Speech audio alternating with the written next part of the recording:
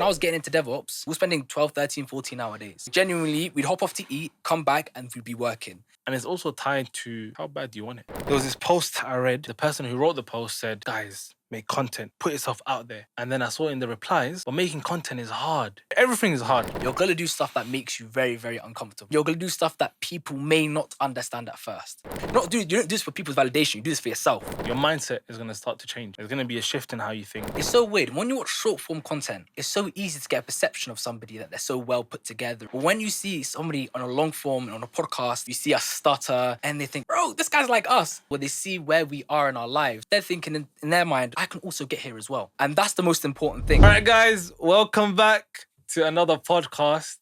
So the first one with Muzzy was so good. We had to invite him again. Come on, guys. So, Muzzy, welcome back, bro. Good to be back. Genuinely. Good to be back. And this, I can't lie, I love this studio. I don't know what it is. So comfy. You know, I didn't even have to ask you twice. I was like, you know what, bro, we're doing another podcast. And he's coming from Bristol. Yeah. There are people in London which we've been trying to get on, bro. And, bro, how are you lazy and you're in London? Yeah, I know. Do you know what it is, yeah? With me especially. But to be fair, I've noticed to get from Bristol to London is quicker than getting to some places in London. That's a good point. If you go from north to south and go from Bristol to London, it's the same amount of time. That's a good point. Because I literally came from East today. You see? Now, the only reason I came to this studio, yeah, because I actually like it. It's like the whole setup, the vibe. It's very comfy. It's nice. But an hour and a half. It's long, isn't it? It's a long, bro. Well, it's long.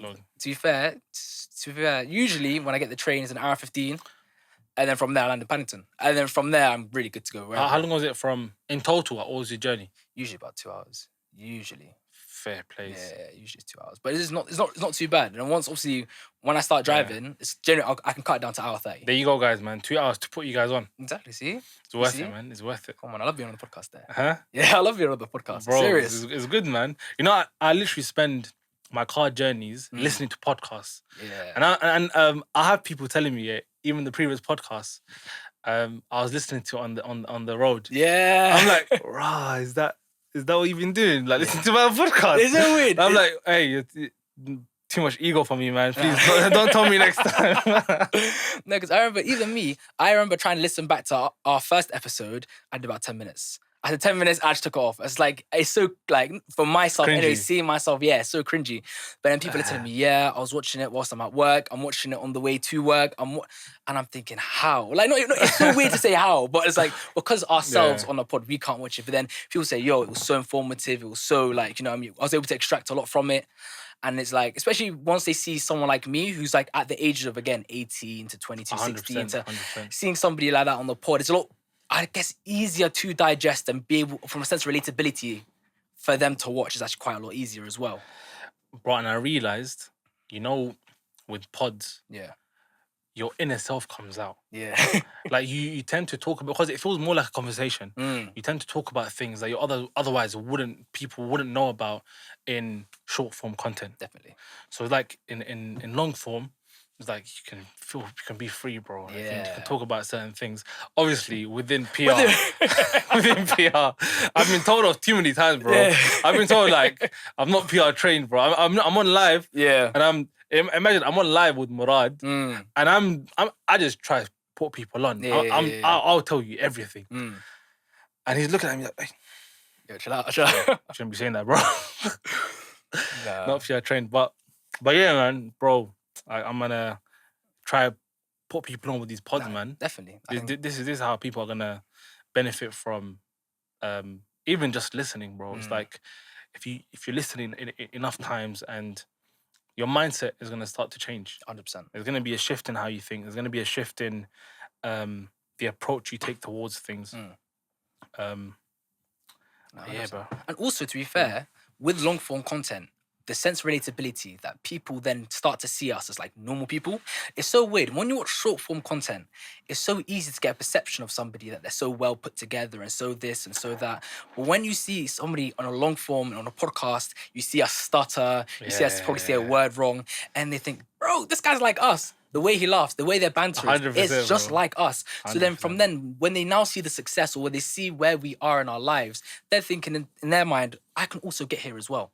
And that's the most important thing. So, with me, especially when I started noticing from the last podcast, where about 10 minutes in, what I was going, don't get us cancelled.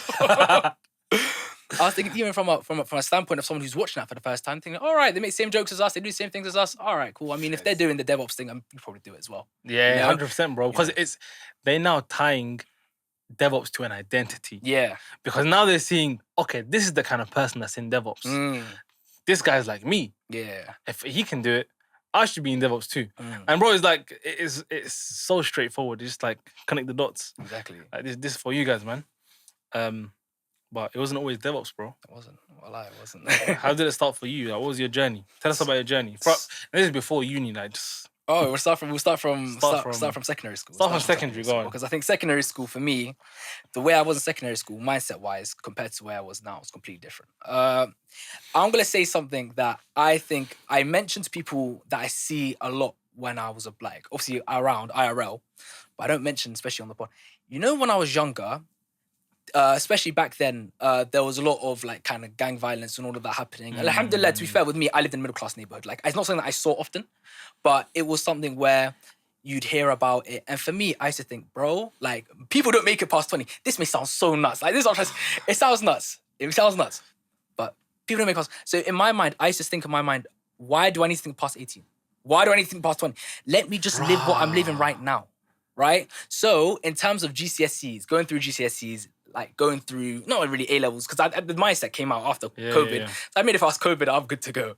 But GCSEs, I was like, I don't really care.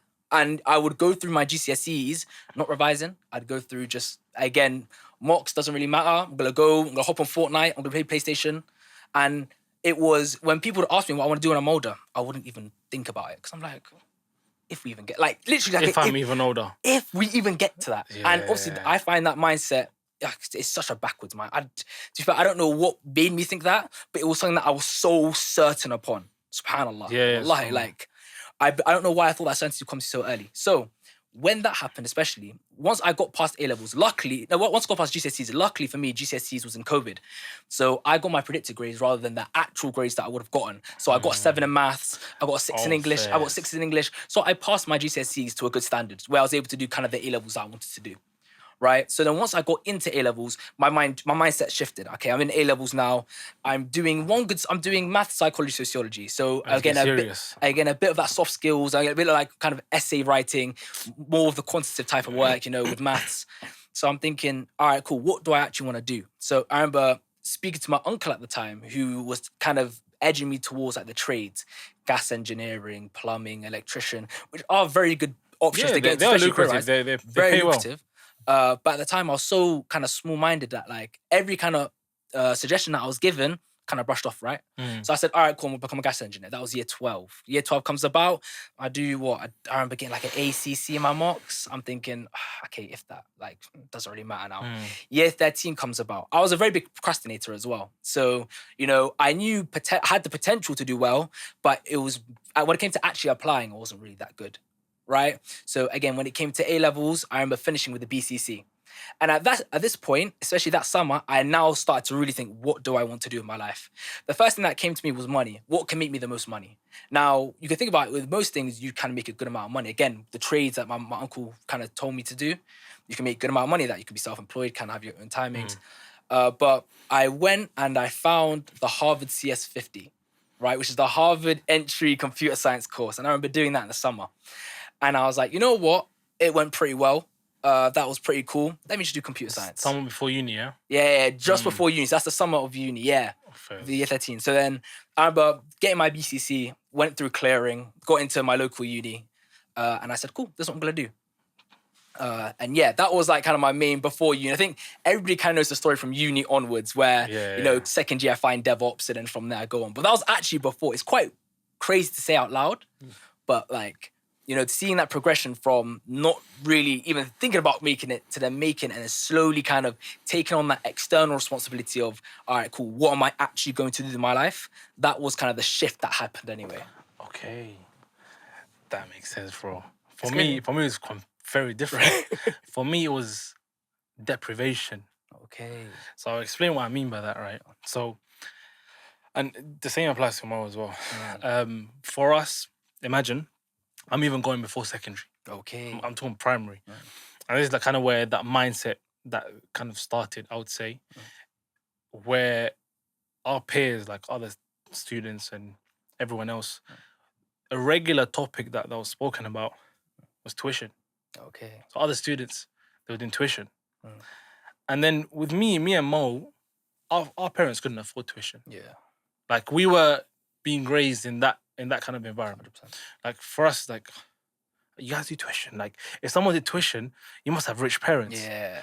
That's what was going through our heads at the time. And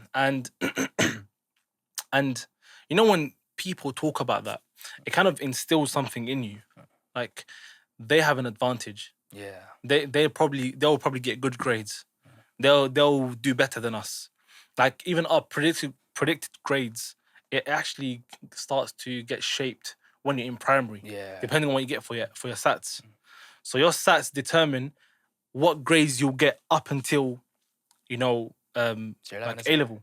Ooh, right? So okay. yeah, bro, it sets your whole. I think serious. GCSEs actually, Yeah. but it sets your whole like the next 7-8 years, Yeah. which is a significant period of your life. That's when you start to develop. That's when you have friends. You're developing certain ideologies, and you start to develop that based on how far you can go academically, because that's what the system puts in your head. Yeah. The system puts in your head that your academics is your life, it's your career. Yeah. It's how much money you can end up making. So in your head, you're thinking, okay, then I'm not destined for much because I don't have the resources. I don't have tuition. But then around secondary time, that's when the shift happened. Why can't we do that? Just why do I need tuition? When like can't I do this myself? Yeah. So that's when we're starting to think now. We need to put ourselves in like in the right place, and it's a very early period of time where you start thinking about that stuff. Yeah. It's actually very mature, and that maturity pretty much came about because we were getting raised in a difficult environment. Yeah. And we didn't have much. So there's no like. Which is spoken about regularly, like the kids are spoiled and whatever. Yeah. For us, like we didn't even know the concept of being spoiled. Yeah. Because we didn't have much. Like it was chicken and chips. Yeah. No, you know. Yeah. So the reason I say all of this is the fact that we were able to work so hard, and for me academically I wasn't that great. Yeah. Right.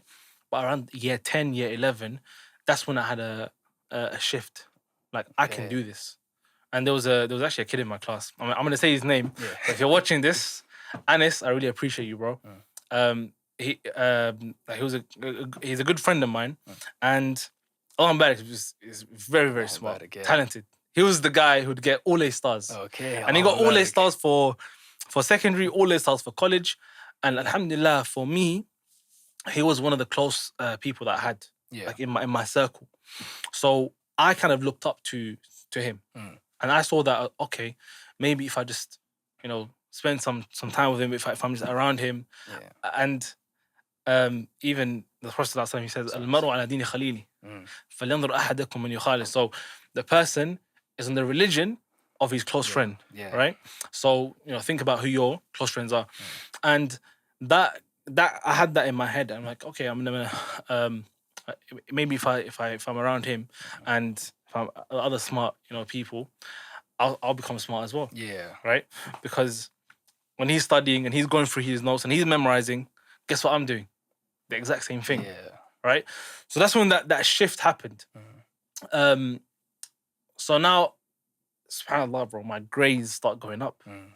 Like I'm actually focusing on, whereas usually I would go home straight after school. Yeah. I would maybe stick around. Like I would go to the extracurricular classes, and I do all these things. And alhamdulillah, I would say that's when, because coming from the background I came from, Yeah. and now that my grades are going up, alhamdulillah, I have now the best of both worlds. Yeah. Because I know what difficult is like. Yeah. And I know that, okay, my grades are getting better. Maybe my future is going to change. So that's when it started for me. That's serious. Wallahi, Allahumma barik. You see, for me, yeah, I definitely, yeah, to be fair, that's one thing about me that I didn't, alhamdulillah, again, I grew up quite privileged. And, you know, it's something that, again, I very much can, like, take, not responsibilities, but I can see, if that makes sense, compared to the way other people used to live in my school, especially. I understood, for example, I had a private tutor in my, when I was also called, when I was going through secondary, but it would be a thing where you will never like notice the things that you have until you look at other people and until it's gone. To be honest, let's be serious. Because in A levels, I have no tutor, and I was thinking, yo, my grades they're gone. Like to be because there's nobody coming to push me every Friday or like being able to go through the things that I was stuck on. I was thinking, yo, I'm now fending for myself. And then look, I had the mindset, which is like, all right, cool. I don't really revise. I don't know if I'm going to do good. Self-fulfilling prophecy. Because now I have that mindset, I'm now not putting in the action, which comes out to the grades that you get, right? 100%. Which is something I kind of noticed after. When I look back at everything, I look back and I say, like, I don't know where this mindset came from. Is a thing where I can always attribute it to my environment. I went to a very... I like to say middle to upper class school. Like the people around me, their parents were like partners within like law firms. So they're millionaires. Right. So people, they're getting crazy cars straight out of sixth form. You can see what they're driving. They're guys that, you'll go to their yards. They've got cinema rooms. They're living in like 6-bedroom houses, 3-4 floors. And you're thinking, yo, this is nuts. Right?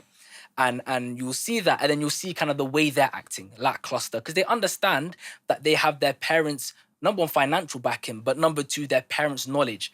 Again, a lot of the knowledge that we've had to sort was from external factors, right? 100%. I like to say, really much except from the dean, a lot of the things that we learn, whether it be financially, whether it be through school and whatnot. Because again, our parents never went to university. Our parents some of us didn't even go to sixth form. They came and they worked, and they were working straight so they can provide for us. Right? Whereas these guys, obviously, they've got that that financial backing, that knowledge that, that they've been in the corporate field for about 20, 30 years. $1 million. You see? So for them, it's like they can kind of rest and chill back knowing that, all right, cool. Yeah, my dad works at this company. You can probably pattern me an internship. You can pattern me like an apprenticeship or whatever it be. Yeah. Or they'll be able to gain that knowledge, which is like it's like a dinner table conversation. Rather than for us, we were searching to find the mentors and sit down with the right people and to get them in the same spaces, right? So for me, thinking like you're chilling around these people, but I don't have that type of cultural or, my parents aren't like that basically, innit? Yeah. So it's like you're chilling with them, but you're not having that. So for me, I'm forgetting like there is still hard work that I do really need to put in, right? Which is, again, now looking back at it, something that I've learned now, especially then when I'm in third year now, thinking I need a job, I need to be able to find mentors, I need to be able to kind of get into the field. How do I do it? I have such an aggressive approach towards that because now I understand the time that I've wasted, and now I've kind of realized my situation in a sense. And then now something that I can bring forward, and when I'm mentoring people or I'm helping people out, this knowledge that I have before, where you will see somebody in that mindset, you can explain to them like, yo, bro, I'm gonna tell you the truth. Even if like, you may think that you're in a position or like you may not be ready for something. For example, like you think you're gonna fail, but the truth is you haven't put in the effort. I'll explain to you through my life. This is how my life went. And they're like, okay, I can see it. All right, cool. So all I gotta do is put in the effort, search for the right place for the mentors, and I'll be able to kind of be in a position like you, and I'll be like, yeah. And then from there they can see me in them, if that makes sense. 100%. I can see this person I want to be later on. So if I just follow his roadmap, follow what he done, I'll be able to get in the same position. People lack the understanding, and it's easy to throw out, that you just have to put in effort, or you just have to just work hard. And I feel like that's thrown around so much that it's lost its meaning. Yeah. So people have different definitions of effort, and this is why I talk about the aggressive approach so much. Yeah. And the aggressive approach is an unhealthy amount of effort. Yeah. And I'll tell you why I say that. And for those of you who don't know, I'm going to define it as well for them. Okay. The aggressive approach, and this is how I would define it. Yeah. I've never defined it before. The aggressive approach is the philosophy of executing at the maximum capacity possible. Not the maximum sustainable capacity, the maximum capacity that you've got up until just before burnout. Yeah. So when you're and you experience when burnout is upon you, is about to come, right? Just before you reach burnout, that's what the aggressive approach is. But there's a filter. The filter that I would add is not just maximum capacity or on something on anything. Like you can do maximum capacity, but the quality wouldn't be so great. Yeah. So I would define what good quality is. So I would only put my maximum into something when I know the quality of what I'm doing is good. Yeah. So let's say I tie it to job applications, for example, right? Let's say the first thing I'll test out is what my capacity is first. How many jobs can I apply to until I reach a burnout level? Yeah. People, I've heard people that they'll come and say to me, oh, I've done 50 applications this week. Yeah. And I'm like, is that the most you could have done? Like, can you do more? And they'll say, oh, I can probably do more. Then you haven't done enough. Yeah. Then don't be proud of that 50 because that's not the aggressive approach. Yeah. So then I would filter out even more. I would say, how good were those applications? Did you send a Loom video? Did you reach out to someone who works there? Did you go to someone's profile and engage with them? Yeah. Did you leave a comment? Did you like some of their posts? Have you made yourself visible to them before you've even reached out to them? Have you connected with them? Have you got LinkedIn Premium? Have you used your InMail credits? Yeah. Or have you left a connection? Are you tracking all of this on a spreadsheet? You see, now this is what defines quality. Yeah. So once you have quality, it's going to reduce the quantity 100%. Yeah. But, and it takes you a lot longer, right? This whole process could take you 30 minutes per application. Yeah. Now, how many 30 minutes can you give in a day? Like, realistically, let's say you have other stuff going on. And I don't like to use the word realistically because a lot of people don't use it properly. They don't use it realistically. Like, realistically, you can give 7 hours, but your realistically is 4 hours. Yeah. So now you're giving 4 hours where the maximum capacity is 7 hours. Where and I would look at it as sprints. Yeah. As like a 2-week sprint and not a marathon. Yeah. Because this isn't a marathon. Aggressive approach is you do it for a short period of time, but you do it at a crazy level where you're reaching burnout level. So then you can do 7 hours and do it for 2 weeks. 7 hours, what's the math? That's 14 applications. 14 applications times that by 7. Was that 98? So you can do 98 aggressive applications a week. And assuming you're not doing anything else, you're not studying, whatever. So now, like, you've redefined what your aggressive approach is. Exactly. What your capacity is. Yeah. So that's why, like, I don't like, you just have to put in effort. How many hours do I put in? And we get this all the time, bro. Like, don't ask me how many hours do I need to put in. I would turn that question back on you. How many hours do you have? Yeah. And that answer wouldn't be enough for me. All right, what can you sacrifice to add more hours to that number? Yeah. So do you see is like, and that mindset came about way before, and it's what I was talking about around the whole school system. Yeah. Because now my grades are going up, but it wasn't for free. Yeah. I was putting hours, bro. Like for me, it reached a point where I was now, like not spending time with people, even at home, because I enjoyed that study process because my grades were going up. I'm like, okay, people are doing tuition and doing all these things, and my grades are going up without all of that. Without all of that, yeah, like, I'm doing it myself. I'm just putting X number of hours in, and I'm like, okay, more hours, higher grades. Yeah. Okay, can I put more hours in? All right, I'm doing 4 hours now. Can I do 6 hours? And then can I do 7 hours? Yeah. And I'm like, okay, now I see. I can't do 8 hours. Yeah. That's too much for me. So now I've reached the maximum point. Cool. Do you get it? Yeah, definitely. So that's what effort is, bro. That's what aggressive approach is. 100%. And to be honest, one thing that you mentioned about sacrifice is one thing that people don't understand what it means to sacrifice, right? I think people don't audit their day enough to understand what they do in order to audit. Yeah, they don't audit their day enough to understand what they need to do to sacrifice. Because if I really explain to them what their day looked like, and then we cut out a lot of things. I like to say, when I was getting into DevOps, me and Qais were spending, and genuinely, you can test this, we're spending 12, 13, 14-hour days. I remember, bro. With no rest. Like, genuinely, we'd hop off to eat, come back, and we'd be working. And what did that mean? I sacrificed I missed out on so many motives with my friends. I did not go out with my friends for months. Genuinely, it got to the point where they stopped shouting me completely. Because they were like, he's not going to come. Because every time I say it, nah, bro, I've got something to do. I've got to do this or I've got to do that. And it's just like, you shout somebody so many times and they're not going to respond to you. And it's like, oh, there's no point. It got to a point there when I landed my role and I'm now coming back to like, all right, cool, I've got a bit of free time. Let's go. There's motives happening. And I'm being like, why don't you shout at me? Because you never come. Do you get it? Yeah, it's understandable. Like, that's what it means to put in the graft. And let's audit it. Like I want to put like an average person's day.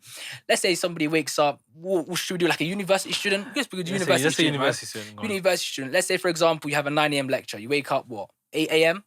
Cool. Okay. You could have woken up, truthfully, everyone, if you put in even 6 hours of sleep, 6-7 hours of sleep, you can sleep about enough time. You can wake up 6 a.m. to get work done, right? You technically can. You wake up 8 a.m., you get ready, you go, let's say you get there 9, right? An hour will give you an hour to get ready. You got 2-hour lecture, 9 to 11. Now, lectures aren't back to back. Nobody has a full day of lectures, like in the sense of like... Especially if it's 2 hours. Yeah. 2-hour lecture doesn't have a lecture after it. Exactly. You'll probably wait until 3 p.m. for your next lecture. In that break, what are you doing? Let's say, for example, you put 1 hour towards your actual uni work, because uni work does not take that long, really, to actually get done. If it's a group project, you've got a half an hour meeting. Now, you've got until 12:30 until 3 p.m. What are you doing with that time? Cool. Let's say you've got another lecture after that, 3 to 5. Let's say within that time, we'll give you from 5 to 6 p.m. You've gone out to eat and chill for a bit, right? 6 p.m. onwards, what are you doing, right? Let's say we give you the deadline of midnight, so you can have 6 hours of sleep, right? Now, you've got from, 6 p.m.? 6 p.m. until midnight. How much hours? Genuinely, I think we pulled out 2 hours in the morning. We pulled out from 12:30 to 3, which was 12:30 to 3, which is another 2.5 hours. That's 4.5 hours. Now, let's say from 6 p.m. to midnight. I'll give you another half. Let's say they're working. Let's say they're doing 5-hour shifts. Okay, let's add a 5-hour shift. 5-hour shift. Okay, from where's that? We'll add that from 6 p.m. 6 p.m. to 11 p.m. right? And to be honest, you're not doing 5-hour shifts every day. Yeah, you're not. Okay, you're probably doing that 2-3 times a week. And you got the weekend. You're gonna be working an 8-hour shift. And even on the weekend, you still have so much time because you're only doing an 8-hour shift. Let's say, for example, I'll actually give you a 9 to 5. We'll put it right in the middle of your day. Yeah, from 6 to 8, and then after that, from 5 p.m. From 5 p.m, we'll give you an hour to eat again, 6 p.m. until midnight again. We've extracted, generally, I think we've extracted 8 hours of each day. We've probably can count up, we probably hit around that, right? So if you add that up around 5, let's say 5 days will give you 2 days when you're not doing absolutely anything. That's 40 hours. That's full time, bro. Yeah. That's a full-time job. And that you can really put into, actually breaking in or whatever passion that you want to put in or whatever you want to pursue, right? To get to your goal. Now, let's say, for example, you put in 40 hours a week, you do that for, let's say we're aggressive, let's do that for 4 months. The amount of progress that you will make is, I can't fathom it. Well, we can fathom it, actually. The people have put in that effort, landed roles, didn't they? And you don't have to do this forever, bro. Exactly. For 4 months. Like not even a whole year, bro. It's literally 4, 5, 6 months. Yeah. And if you're doing it at this level of aggressive approach, then it's even quicker. Exactly. How long did it take you guys? It took me, I remember I started in October and I had my offer letter in February. Fair, was that 4 months? Yeah, 4 months. Then you have Kais, you have Hamid. Base, I did it in 6 weeks. 6 weeks. See, I always talk about sacrifice. What are you actually willing to sacrifice? Are you willing to sacrifice being out with your friends? Are you willing to sacrifice those? Gym. Even. It hurts to say, bro. For a lot of people, it's like they're attached to the gym, bro. And I actually said this before. I said this in a previous podcast, in a video, or in a random video. And some people just got onto me. Yeah. And I'm like, okay, fine, you're not serious about sacrificing gym. Okay, cool. Like, gym is very important to you. Yeah. I'm sorry I hit a nerve, you know, but the point wasn't about gym. Yeah. The point was, what are you willing to sacrifice? Because there are other stuff like that. You know, be prepared to sacrifice something. No, exactly. And it's also tied to how bad do you want it? Yeah. How bad do you want it, bro? You know, there was this post I read, and this was tied to, you know, visibility. Yeah. And the person who wrote the post said, guys, make content, you know, do this, you know, put yourself out there. Yeah. And then I saw in the replies, I saw a guy that said, but making content is hard. And, you know, I saw under his reply, one guy said, how bad do you want it? Yeah. But there was another, I'm trying to remember the other comment. There was another guy that said, getting rich is hard. So, you know, like, or rather being poor is hard. Yeah. Pick your hard. Like, literally.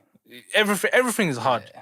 You need to pick what you want your heart to be. And to be fair, a lot with what you do, especially when it comes to, again, even visibility or, you know, trying something new, you're going to do stuff that makes you very, very uncomfortable. And you're going to do stuff that people may not understand at first. 100%. So I think the best example, one of my favorite, it's a story that I look at, and I remember at the time, it was one of the main things that really, really fueled me. So I remember when I first started like posting LinkedIn content, I had not even a situation, but it was a thing where somebody came up to me and they said, oh yeah, I saw your LinkedIn post. What was that, GPT? I was like, when they were like, yo, like, and people started making jokes, they started laughing. And at the time, I'm locked in, genuinely, like the way I was, I didn't like having wasted conversation. Do you get? So when he's saying all of this and they're laughing and they're joking, one brother says like, yo, pattern up, bro. Like, well, yo, he posts, I'm what? In that sense.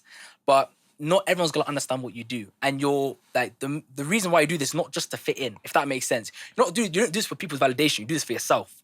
So when people, again, they saw my post, they started laughing, you know, what you post on LinkedIn for, what you're trying to be like a new, do you get it?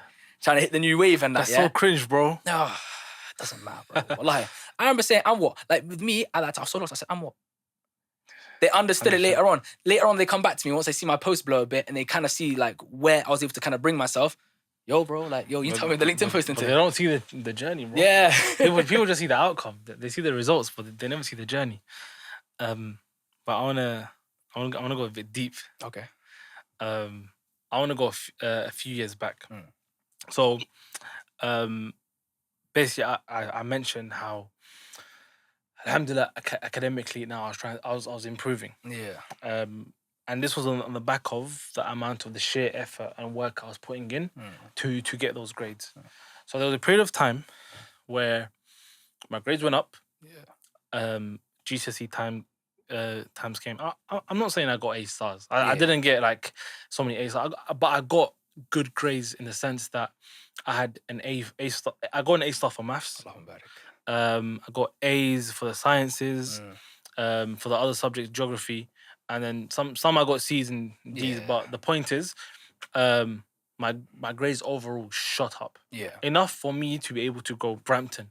Yeah, so Brampton Manor is where I ended up, and now you're even surrounded by more smart people. Yeah. And that's what I always wanted. I was like, I had to be around smart people. And before you think, oh, Brampton Manor. Yeah. I was like the lowest there. And let me tell you a funny story. Yeah. I actually snuck into Brampton Manor. I didn't have the grades. For real? So the average grade that you need to have, and this is before eights and like numbers. Yeah. This is when it was A's and A stars. Okay. So you needed an average of 6.5. Okay. For your 10 best subjects. Okay. So that's for example, an A star. I think it was an 8. Okay. Counted as an 8. Okay. So if you have A star, you got 8. Okay. A, 7, and so on. You add up all of them together. Yeah. Divide it by 10. Okay. Whatever that is has to be above 6.5 to get in. Okay. So I had 6.4. I was standing in the queue. I'm like, oh, maybe it's just a small difference. He will let me in. Yeah. So I was at the front. He looked at my grades, and he saw. He was this guy was a beast. He was when it comes to maths, he just calculated in his head. Yeah. He was just divide by 12, 6.4. And then he's like, sorry, I'm sorry. Can you go to the side, please?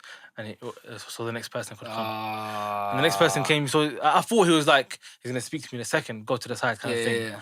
But really, what he meant was, go to the side. So the other person's grades was above 6.5. You can go through. Go to the. And I was like, huh? You Why should let am I him on through, this? basically, yeah. So what I did, Yeah.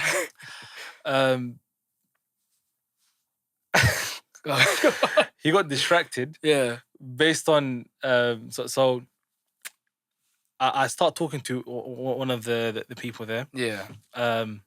and he went to that person to speak with them. Yeah. Don't let anyone else in. Mm.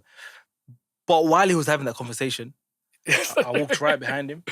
I went to the door where they, all right, then I'll let you select the subjects you want. Yeah. At that point, what he told this person to not let anyone in, Yeah. it's too late. I was Too already late, in. you're already through. I snuck in. Okay. He was the gatekeeper. Yeah. Now I'd be the gatekeeper, and that's how I got into Brampton. So I was like, I was below the threshold, and that's how I got in. Yeah. So just so people don't think, yo, you in Brampton, and people always think that. I'm like, bro, like, I snuck into Brampton. That is crazy. Now, while I was in, and I said it was a deep story. I'm getting to it. Yeah. While I was in Brampton, now you're around more smart people. So now everyone's studying, everyone's focused. You're trying to be like that as well. I was getting serious, but I just wasn't that smart, bro. I wasn't that good. Yeah. So my second year, for my mocks, I was basically getting D's, and I got an E. Yeah. And I was like, all right, this is over for me, man. Like, the exams are literally in a few months. I've got the worst grades. So for a period of time, I gave up. Yeah. Like, I wasn't doing much. I fully gave up. But around the same time, or just before that, I was doing tuition. So I was like, academics is improving. I'm really good at maths and sciences. Yeah. Let me become a tutor, right? Because eventually, maybe that's something I could teach these subjects. Yeah. I like this now. Like, maybe this is the career I want to go into. Yeah. So I started doing tuition. Have you heard of the Learning Hub? Nah. Okay, maybe just a London thing. Yeah. So the Learning Hub is a tuition center. They have so many branches everywhere in the UK now. Okay. Learning Hub sponsor me. But I started there. I was getting £4 an hour, or £5, £4 an hour, like pocket change, bro. Yeah. I didn't care. I liked the subject. I was teaching it. I was like, okay, whatever. First paycheck, the standard. I gave it to my mum. I'm like, Mum, and this is like the whole month that I worked. Yeah. Is it £300? Yeah. So then, while I was working there, one of my students, he came up to me. He said, "Sir, by any chance, do you do private tuition?" Yeah. And I was like, well, "What's private tuition?" I don't know, bro. I'm a noob. Like, you have to tell. He's like, "Oh, would you be willing to, come to my house and teach me?" I'm like, obviously, I didn't want to get in trouble. Yeah. I'm like, if that's what you want, tell your mum to or your dad to come to meet me. Yeah. But tell her to stay a bit, away from from the tuition center. Yeah. And then tell her to wave, and then I'll speak to her. Yeah. So then she was speaking to me, but it was too close to the tuition center. I was getting anxious. I was like, you know what? Just take my number. Yeah. And we'll speak. So that's what she said. She did. And it was for her son and her nephew, his cousin. So I started teaching them. Right. It was like my first time. I was like, I'm getting £15 an hour. Yeah. Doing private tuition. I'm like, oh, sick. Yeah. So that was my first ever private tuition client, and fast forward, I taught them for about 4 years, which is a long time. Yeah. And the reason I was teaching them for 4 years had nothing to do with the academics, which is funny to say. Had nothing to do with the academics. One of the students, not the one that came up to me. His cousin. Yeah. He was an only child. Okay. And his parents were divorced. Oh, okay. So he just lived with his mum. Yeah. Right. So I was teaching them 2 hours at the start. 2 hours a week. 2 hours a week for one of them, for the other. And his grades were bad. Yeah. But then, by the second week, this kid, bro, his mum didn't recognize him. Me, I didn't know. I'm like, oh, this may be how he was. Yeah. His mum didn't recognize him because he was working so hard. Mm. And she was confused. Now I was like, I'm just a great teacher, you know? I attribute that all to myself. Yeah. But then, a few weeks later, his mum kept saying the same thing. Man, you don't understand. This kid, he never studies. Yeah. He's a troublemaker. He's this, he's that. And I'm thinking, what do you mean? Like, he's working so hard. I gave him homework. He not only did he do the homework, he gave me extra. Yeah. And I'm like, that's really good. But then I realized something. I realized he was missing another male figure in his life. Yeah. And his mum kept saying this, and then she also realized the same thing. She said, she called me by my son. She called me Abu Bakr. Yeah. Abu Bakr, look, I have a request, please. I want you to take him just like your little brother. Yeah. Treat him just like your little brother. Bro, the hours went from 2 hours to 4 hours. Yeah. 4 hours to 6 hours. And he didn't need that tuition. The only reason I was doing that tuition with him was simply because she wanted me to spend more time with him. Yeah. She was paying me to be an older brother. Not even a tutor, bro. That's deep. And I used to enjoy his sessions because it was more of a discussion. He told me about his school, he told me about his friends, and I'll tell him you shouldn't have done that. That's not really a good thing to do. And I would like give him praise for the good things that he would do, and I realized because I have siblings, so I know that's natural, right? So I was giving him that, and his mum, she would just give me something. She would always give me something because she really appreciated that because he didn't have anyone else. And by the way, she worked at Microsoft. And I'm like, you work at Microsoft? That is... I'm like, I want to work at Microsoft. Can you get me an internship or something, you know? I was trying to get something from that. But the way I saw it is like, she didn't have time for him either. So he wasn't an only child. He was a lonely child. Like, he didn't have anyone around him, bro. He was a troublemaker at school. He didn't really have... So I was that person. He would look forward to my sessions to the point where his grades went up. He got really high grades for GCSE. His mum wanted him to continue for A-levels. He smashed A-levels. He still wanted me to teach him for uni and pick uni. I'm like, I don't know. You're doing biomedical. I'm like, I've never done that before. But they just want me to be around. But where it got really deep was, this broke me completely. His mum passed away, and this is not too long ago. This a few years ago, and me, I didn't know what to do because up until that point, I still saw it as as I'm the tutor, you know, still getting paid. It takes time out of the week to do that tuition. And this is what segued into the whole community and mentoring thing. Because people don't have a problem with academics or effort or getting their grades up or getting a high salary. They have a problem with a lack of motivation. And everyone's motivation is different. Someone's motivation is that they don't have a figure in their life that they can rely on, or that they can look up to, or someone that is a role model to them. And other people, it might just be a money thing. For him, for example, his mom was comfortably able to pay for private tuition, right? But he didn't have that figure in his life. So everyone's motivation was different.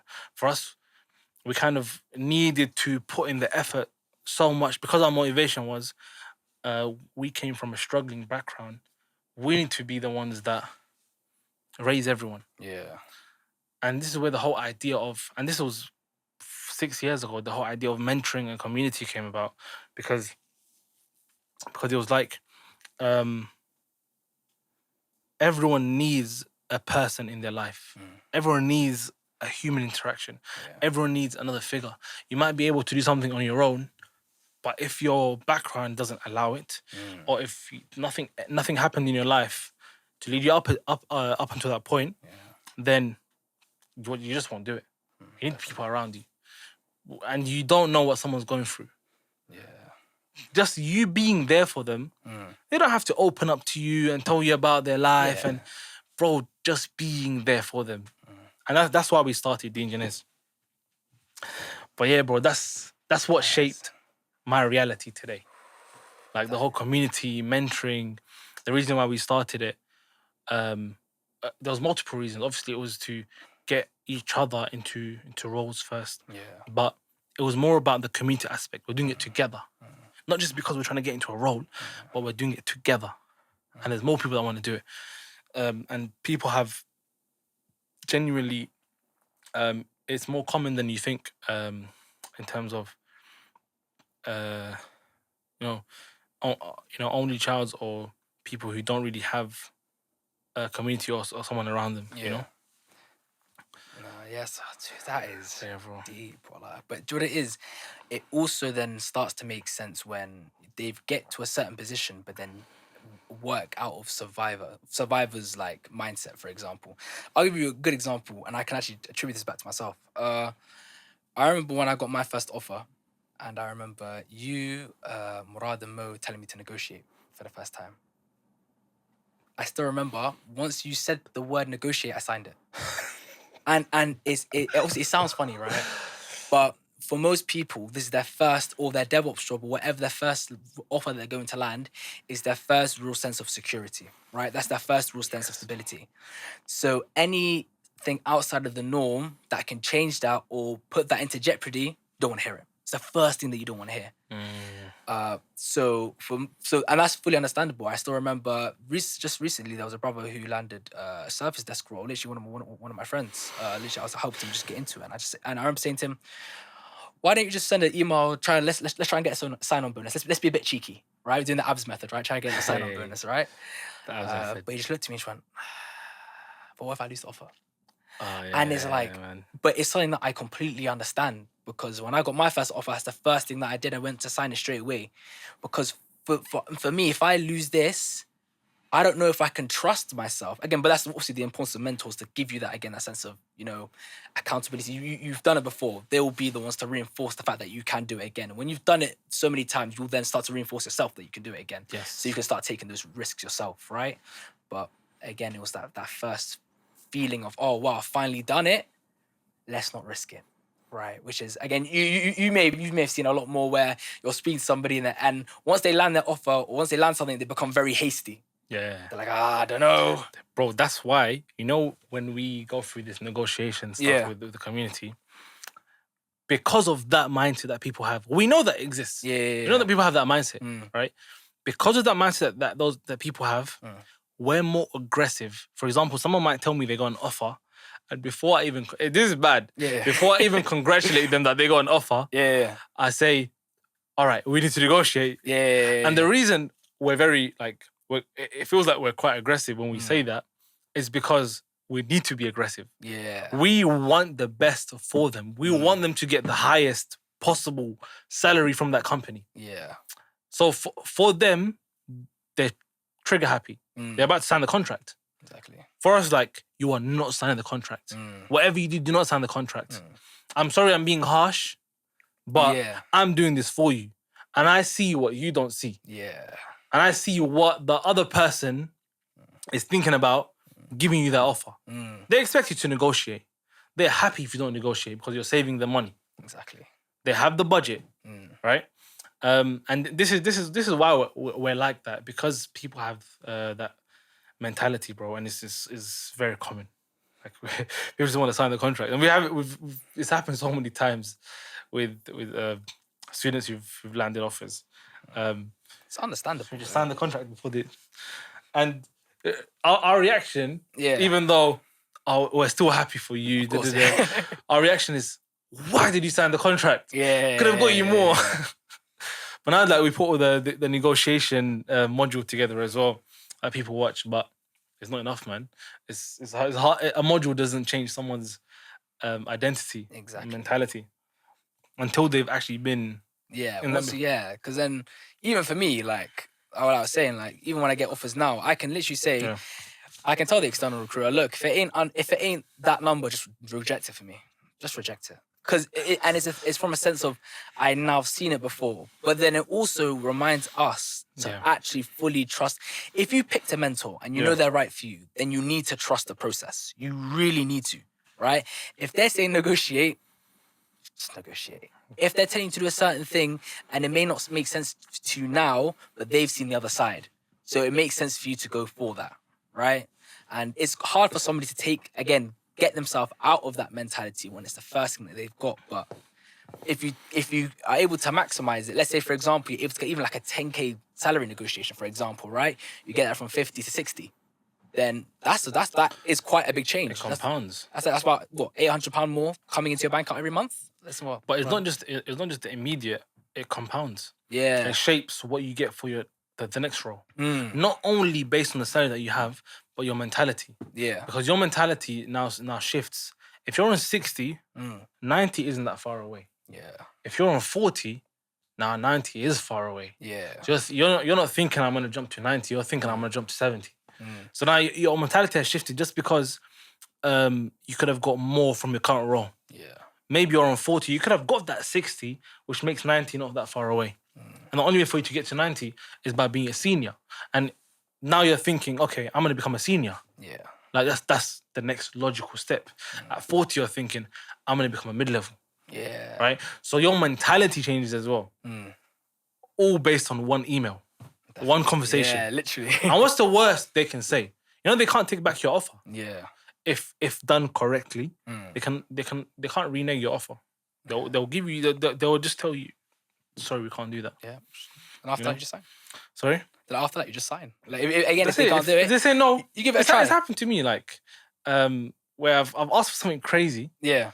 But within the bounds of reasonable. Yeah.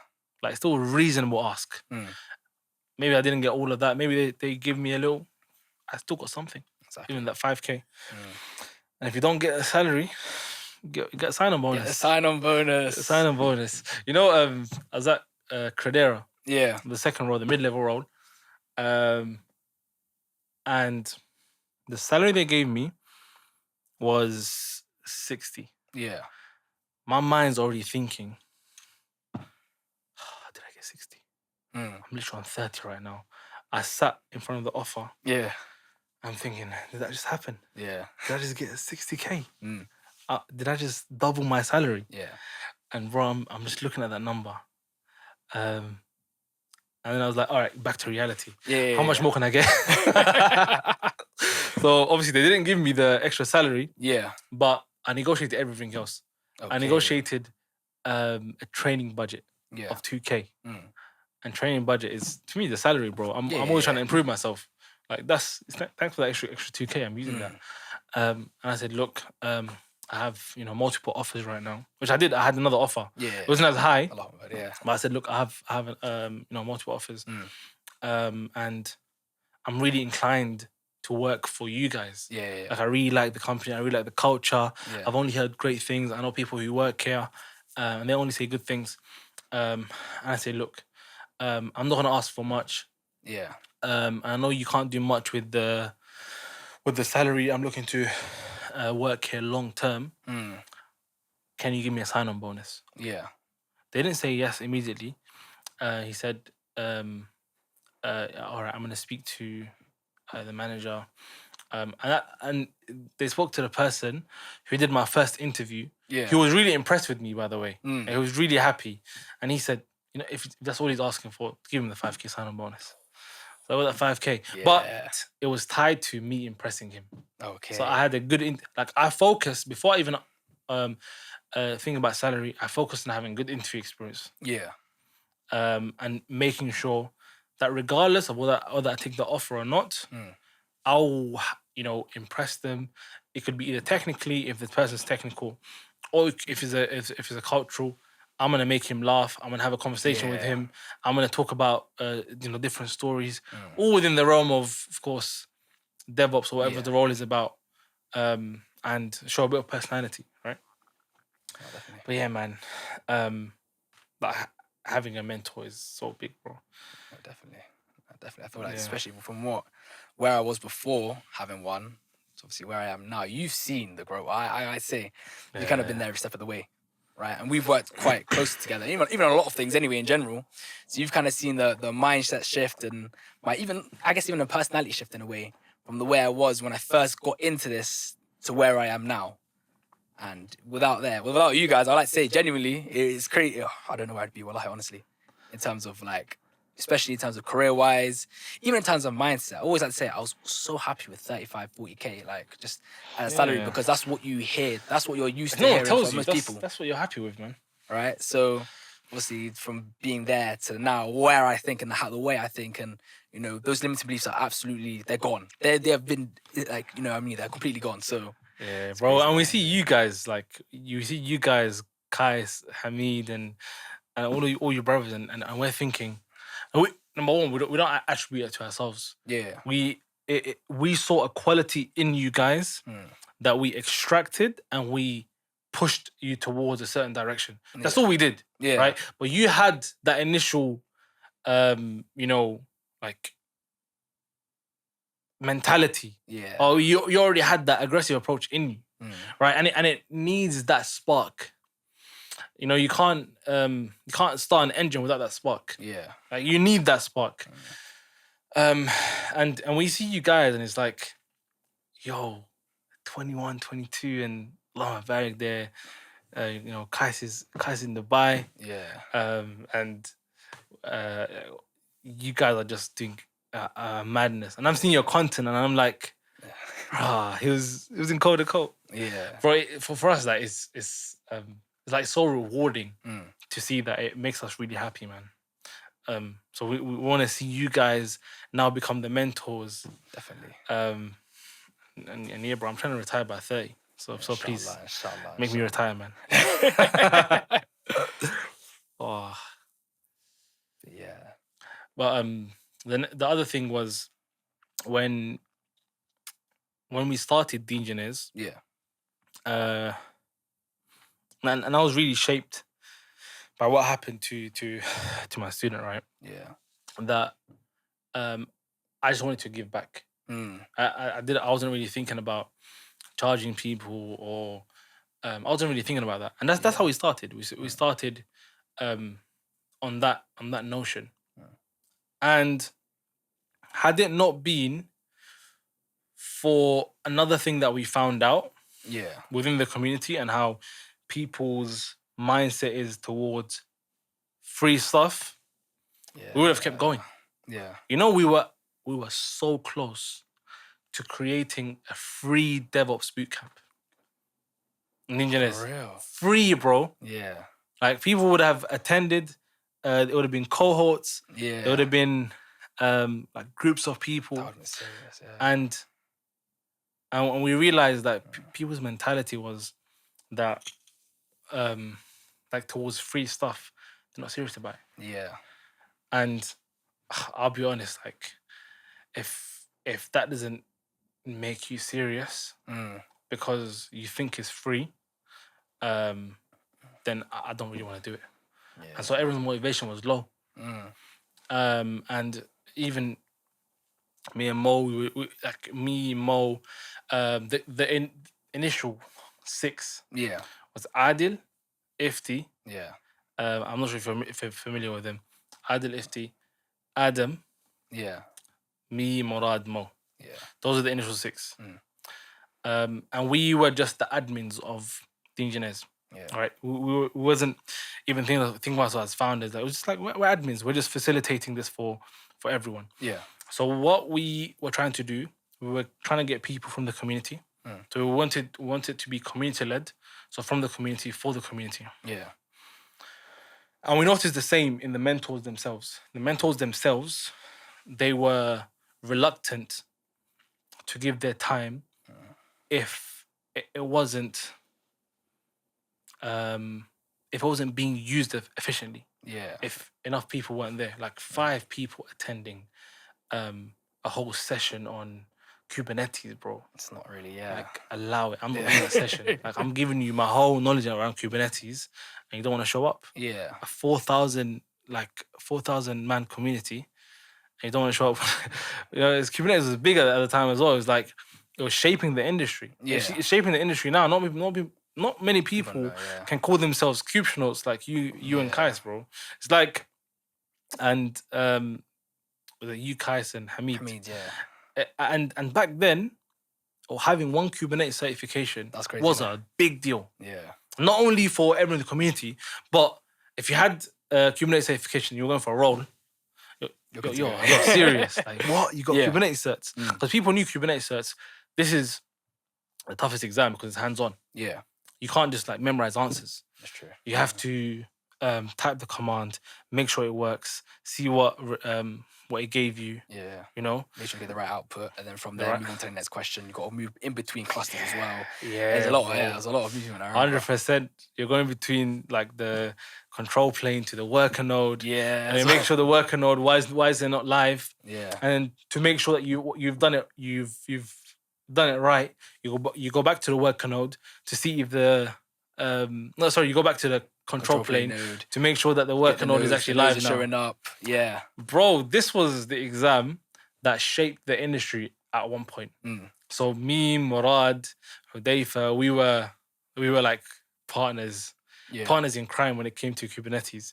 Like, we were just every night. You know how the quad, you, Kais, Hamid, Mo Saeed. Yeah. The way you guys were, it was me, Mo, Murad, and Hudayfa. Yeah. There was another brother, Yasser, as well. I'm just giving everyone shout outs. But it was us 5, I would say. Yeah. As soon as that one person got the CKA, like, all right, we can all get it. Like, then Murad went, then I did it, and then Yasser, and then I'm like, oh, you guys stopping there? All right, see you later. At the CKS. Yeah. But I got that before I got my Credera 60K offer. Okay. That was a big part of it. Yeah. The Terraform cert as well, big part of it. The solution architect. Like, certs back then was good. Yeah. But I don't think it was a cert that got me those roles. The cert got me the interviews. Definitely. But the interviews were tough. Like, my Credera interview, I had to share my screen. Okay. It was a live. I had to create Terraform infrastructure. Ooh. There was no Claude, no ChatGPT. Yeah. They said you can use documentation. Bro, in front of them, I couldn't use modules. You know, I couldn't use an existing module. Oh, you had to create everything. I had to create the module locally. Right? I had to create all the different files. I had to create the variable file. Yeah. I had to use all the variables. I'm like, all right, I created the module. Now I need to use the module into the root. Yeah, you need to link the root. Got to do, So now everything's connected together. I'm creating VPC. I'm creating everything that goes in the VPC. So the networking module was done now. Yeah. And then I'm creating the what do you call it? EC2 module or the server module. I'm creating all the modules. And I'm saying, all right, these are all the modules. Yeah. Cool. And here I'm now like creating all the resources. I didn't have time to test it. In the interview, the only thing I was left to do, press apply. Yeah. And they said, all right, press apply. It takes a few minutes, right? Yeah. They're like, all right, let's go for a break. We'll come back after the break. Yeah. So everyone takes their camera off. They put themselves on mute. Yeah. And they're gone on their breaks. This is me. Okay. We're literally waiting for everything to apply. Creation complete. Yeah. Creation. Still creating. Still creating. Still creating. It's a minute, you're like, damn. Bro, I'm just watching the screen, bro. And then it said, all right, apply succeeded. And it had that mesh, apply the complete. green.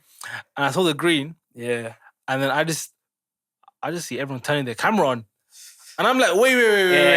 Were you guys watching as well?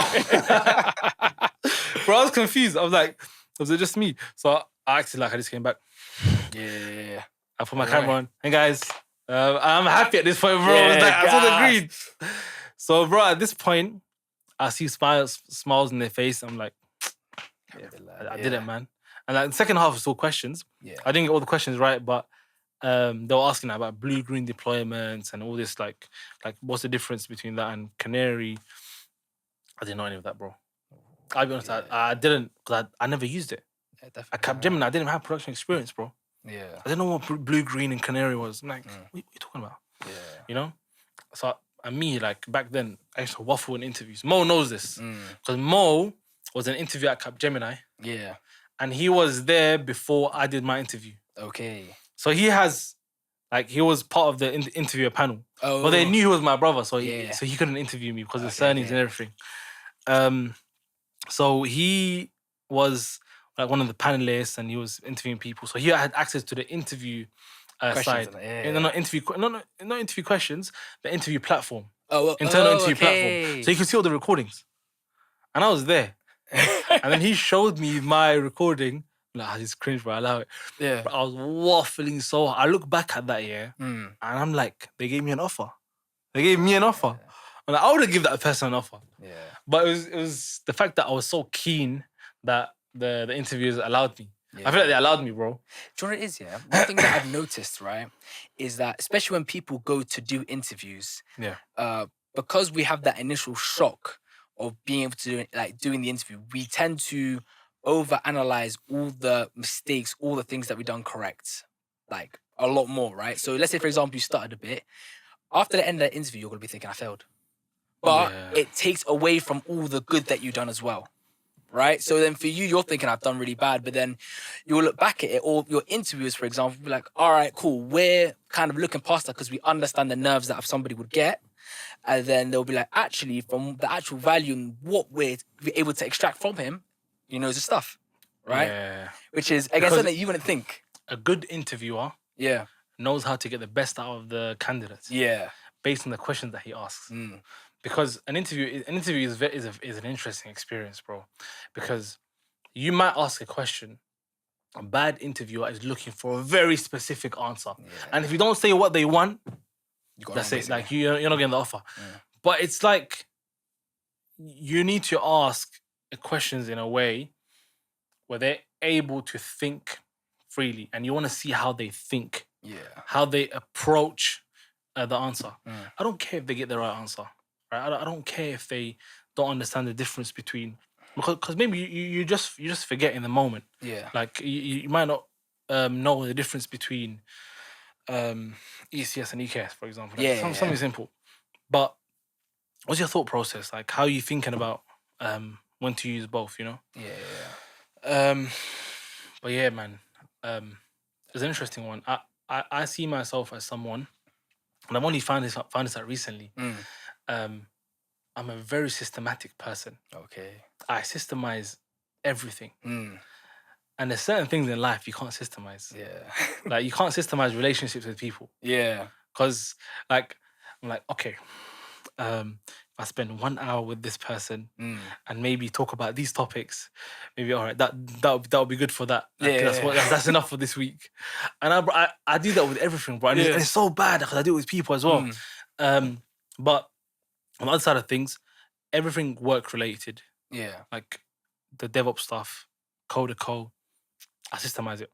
For example, when I was first doing, when I was made redundant in Credera. Yeah. When I was made redundant, it's the first time it's ever happened. That was like my second role. Right? Yeah. I've never been in other companies. I was forced now, and this was where I learned a lot of stuff when it came to interviews and the stuff we teach right now. Yeah. And how we prep people came from that phase in particular. And it's only 2 years into my career. Yeah. So how it kind of went about was, you start with a CV. At that point, I had a good LinkedIn. So I was posting on LinkedIn regularly, right? Yeah. I had those two things, and I was applying. So I did 100 applications, easy apply. Yeah. Right? And then I noticed I only got 5 replies. like 5 replies from the recruiters. Yeah. Oh, actually, it was even less than that. It was like three replies or something. I was like, okay, that something's wrong. Yeah. It's in my CV. So I tweaked my CV, and the number went up. Yeah. Because now I was researching things like ATS, and I was coming across, because now I'm taking an active approach. So my CV was poor. It was rubbish before. Yeah. So now I did that. I'm like, okay, the number's going up. I'm getting more replies. And these are just replies, like no interview stages as of yet. Because you reply back, and then they ghost you. Yeah. And at this point, I wasn't even thinking about follow up because I'm too busy doing more applications. Yeah. Right. So how does this relate to creating systems? A system is formed from you doing something enough times to realize where the gaps are. So, for example, I realized there was an issue with my CV. Yeah. So I fixed my CV. Right? So now I know what a good CV looks like.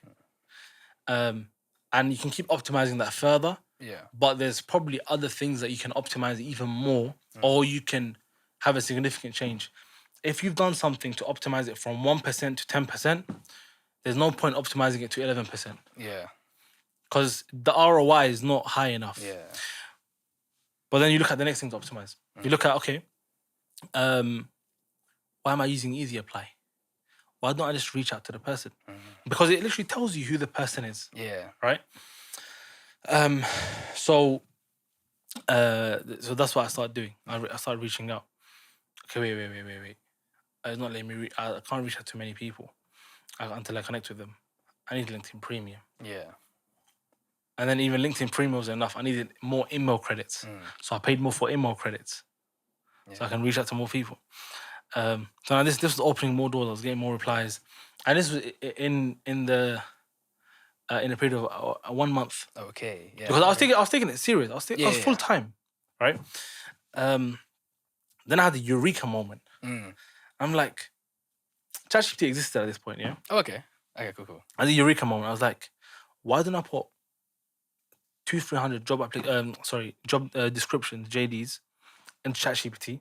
Yeah. That have DevOps titles, DevOps cloud engineer, DevOps engineer, platform engineer, whatever. Cool.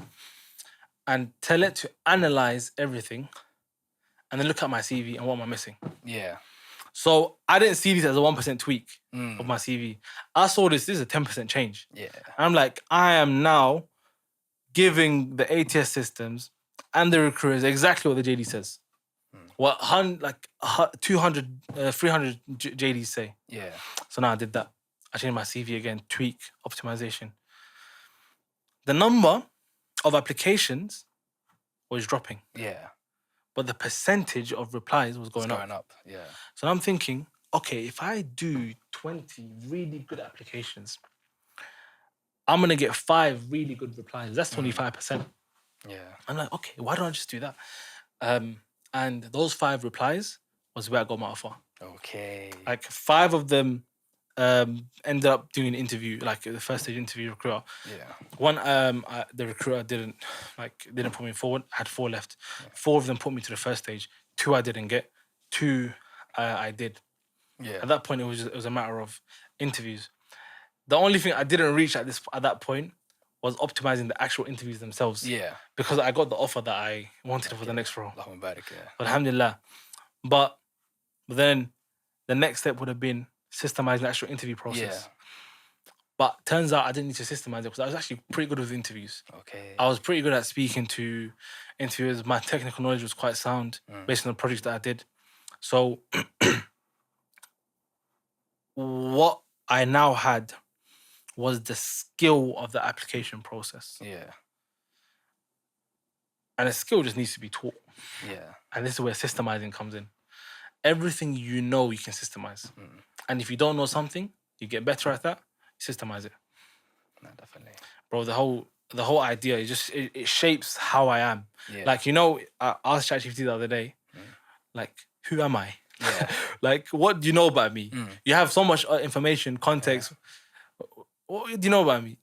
You know what it replied? Go on. It said, you're a very systemized person. Okay. And I'm like, Fair enough. Yeah, I got it. Yeah. Even with code to code, like Yeah. the way I work with Mo and Murad, I'm very systematic. Mm. And Mo and Murad, these guys, when it comes to ADHD, bro, over the roof. Yeah. Like I'm just trying to bring them back. Hey, guys, focus. Let's go. But yeah, man, that's how code to code is built around as well. Like a big part of it.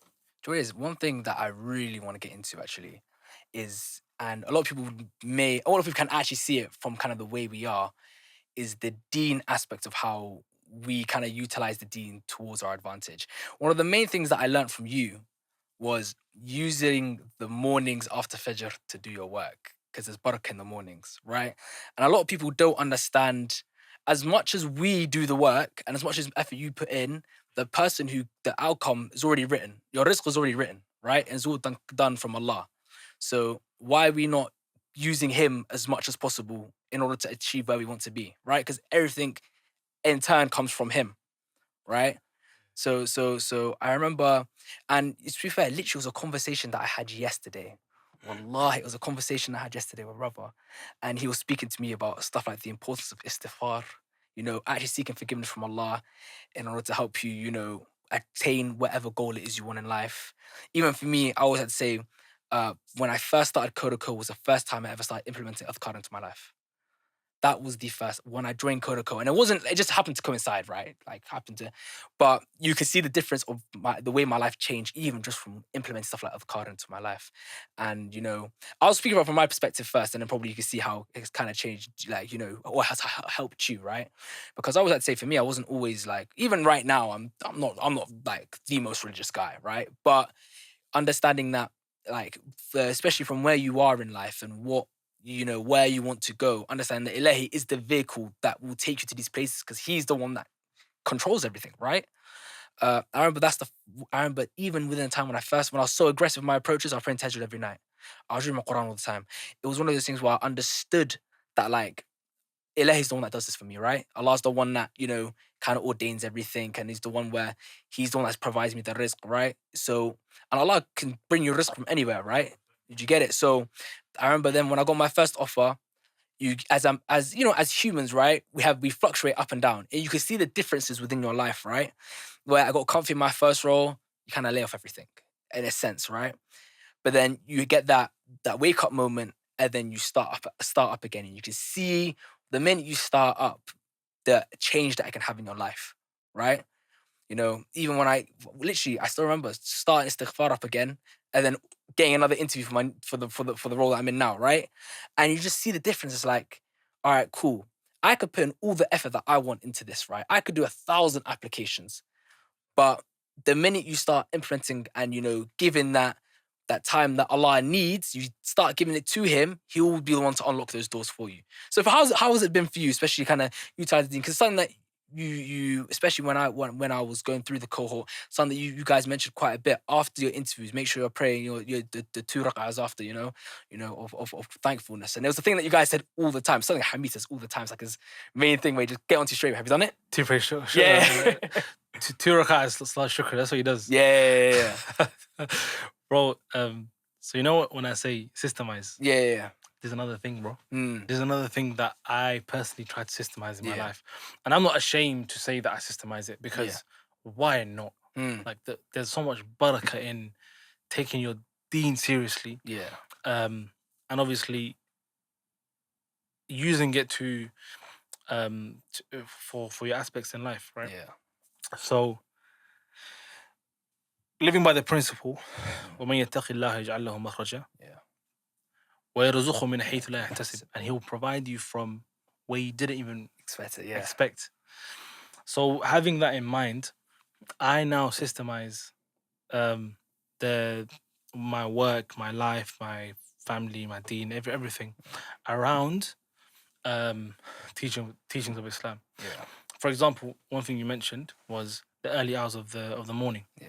The early hours of the morning is has the most barakah and productivity that you can get. Yeah. You can get back. The highest ROI in time is those hours, right?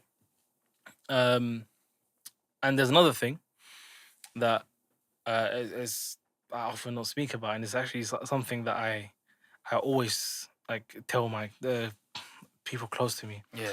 And it's Quran, bro. Mm. A big part of the reason I'm really productive and I get so much done is Quran. And I look at the difference between the days I start with Quran Yeah. or I read Quran and the days I don't. And there's a stark difference, bro. The days, and I've actually tested this. Yeah. I'm a system person, bro.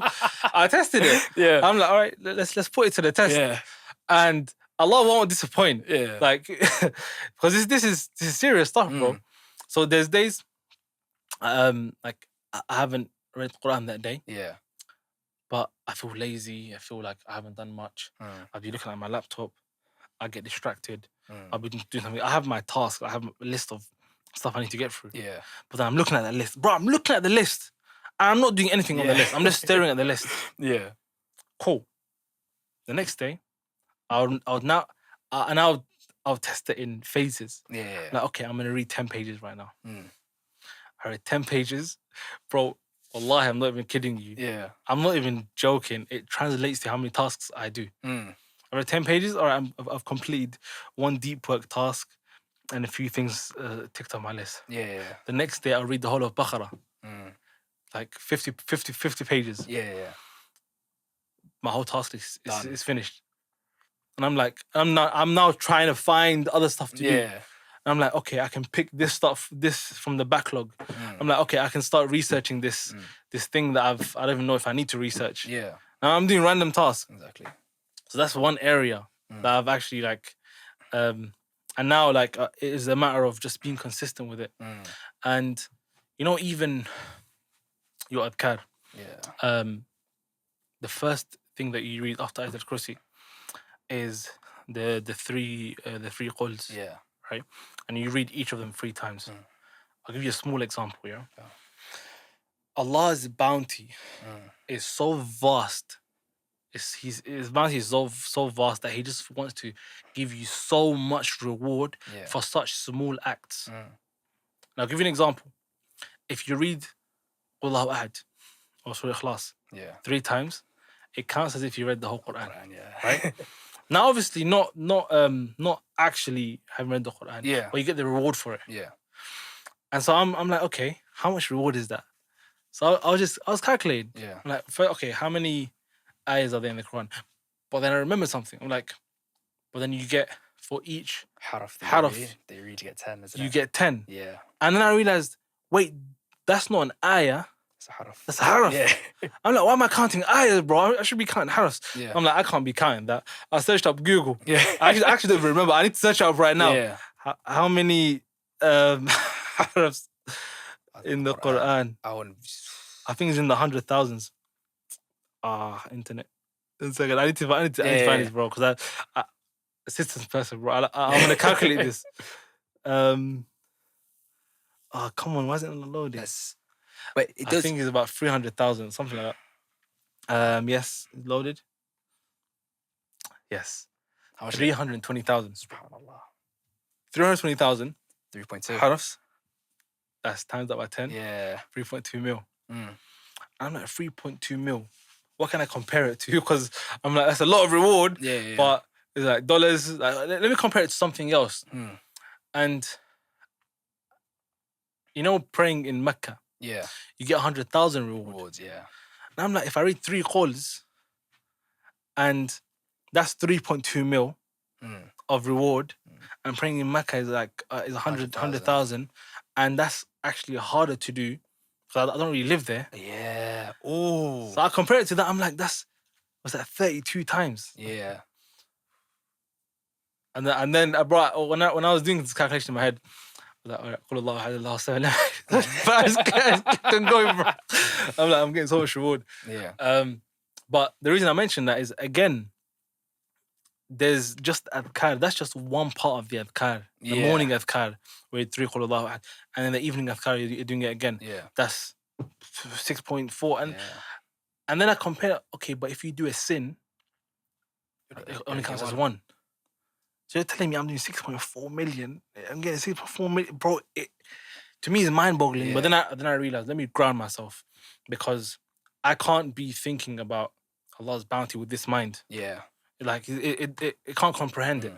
Rather, I can think of how merciful Allah is, Yeah. and the moment you start thinking down that route, then you start to think, okay, then the only thing I can do is be grateful, 100%. Yeah. and then even being grateful, Allah gives you more. Yeah. For how merciful Allah is, 100%. that He's made ibadah so easy for us. Yeah. And one thing I say is, like, don't belittle any act of ibadah, Yeah. because it could be the reason that gets you into Jannah. Yeah. Prophet says the what's it called, the deeds that are most beloved to Allah are the ones that are small yet consistent, or just consistent. It's consistent. You bro. see, so in that sense, you're like, even if you're doing your adhkars every morning and evening, it's so beneficial. I like to say, for me, the thing that I guess tied me towards, understanding what Allah's bounty is and what it can really do for me, and understanding that it comes from Allah. It's my first time going Umrah. I always say my first Umrah was probably the most transformative experience. So when I started, I was literally came back from Somalia. I was working security, and at this time, bro, I was working security. Maybe like it wasn't enough to fund Umrah. So I'm using the last bit of money that I physically have in order to go Umrah.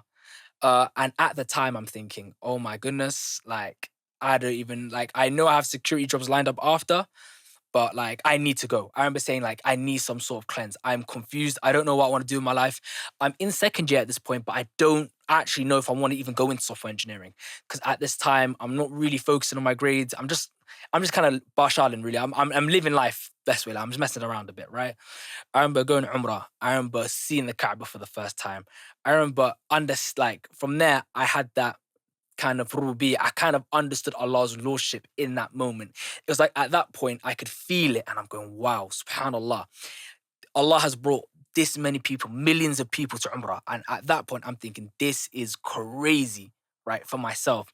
From there, understanding that I'm in front of the Kaaba, doing my tawaf, and this is my chance to say any sort of prayers and du'as that I want to Allah. And I remember asking for the moon, because I'm thinking, if Allah can bring this many people to Umrah, then Allah can answer my du'as. Allah has the ability to do this.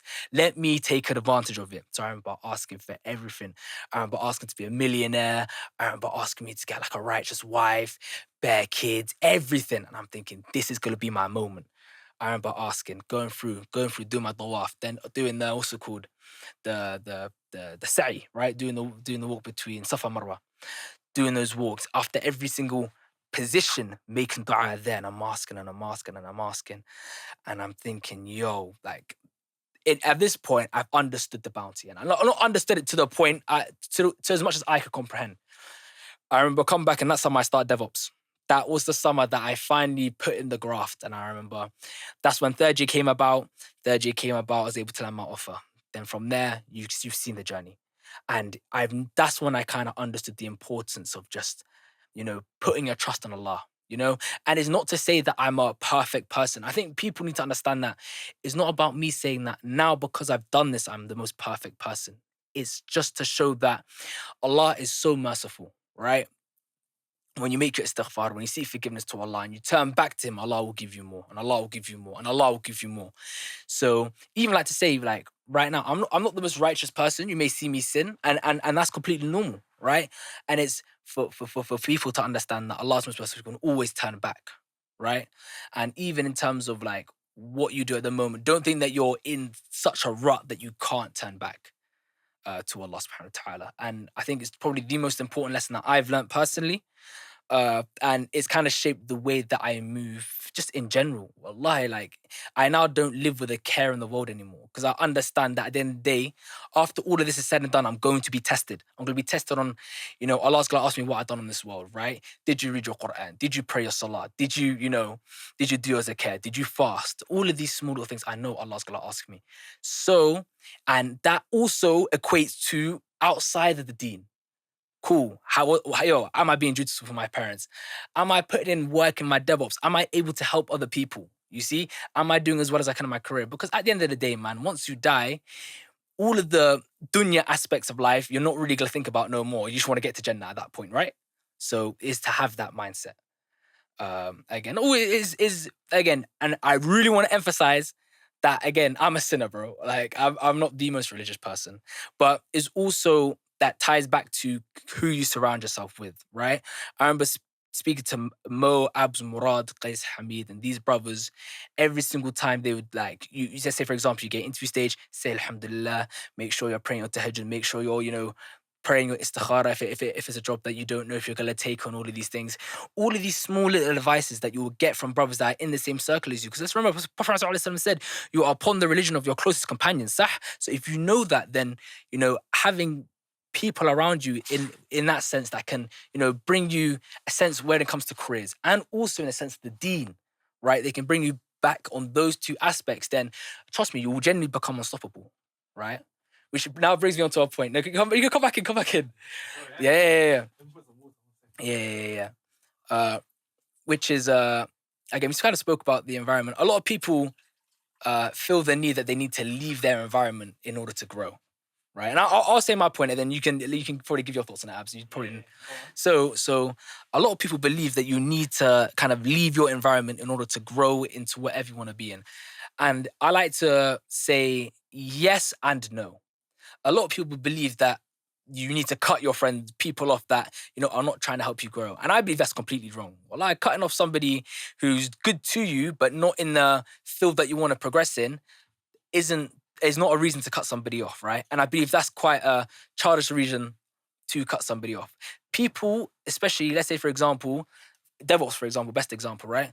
Me being able to land a DevOps job, then come back to my old friendship group and then helping them land DevOps jobs, right? For them, they've done nothing wrong in the sense that they just didn't understand the path that you were on at that time.